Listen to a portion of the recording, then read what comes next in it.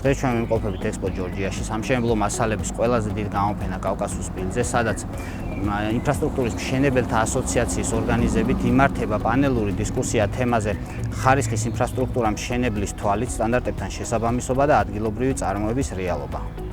აღნიშნული დისკუსიის ფარგლებში Element Holding-ის შვილობილი კომპანია EFS, რომლის ერთ-ერთი ძირითადი მიმართულება არის სამშენებლო ხარისხის კონტროლი და მე მისი წარმომადგენელი ხარისხის კონტროლის დეპარტამენტის ხელმძღვანელი ზურაბი ნაზღაიძე ვისაუბრებ სამშენებლო სექტორში ხარისხის კონტროლის მიმართულებით არსებულ გამოწვევებზე.